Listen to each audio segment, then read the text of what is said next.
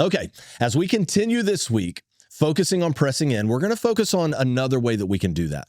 Pressing into the very presence of God.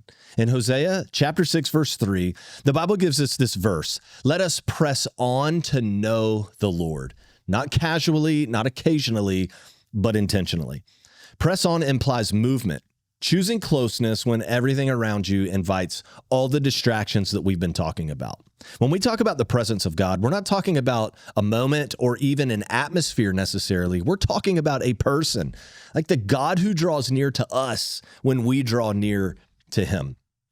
One of the clearest pictures of pressing into God's presence in Scripture is Moses in Exodus chapter 33.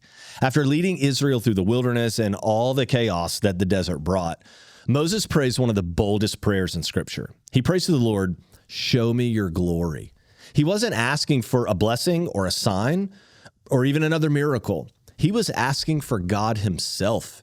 He wanted God's nearness and presence. More than what God could do, he wanted who God is. And God responded to that longing, not because Moses was impressive, but because Moses was willing to press in and come closer. That's what pressing into the presence of God looks like in our lives too. Not waiting until we feel spiritual or living off yesterday's encounter, not settling for secondhand faith or lifeless rituals that really have no personal meaning or connection, but choosing to come near him and his presence once again. This is where fasting can sharpen our awareness. Hunger points our minds to him. Each time we think about a snack or a meal, we're reminded of why that thought is even there. Because we've willingly chosen to press into his presence through fasting. Fasting makes space for that presence, and hunger becomes that gentle reminder. Turn toward him. Lift your attention again. Draw near. It's beautiful. The presence of God rarely breaks through hurry, but it often meets those who come with willingness. So what might pressing into the presence of God look like for you this week? Maybe it's taking the long way home so that you can just talk with God. Maybe it's worship instead of Netflix. Maybe it's being still for 2 extra minutes instead of reaching for your phone. Maybe it's simply whispering, "Lord, I want you more."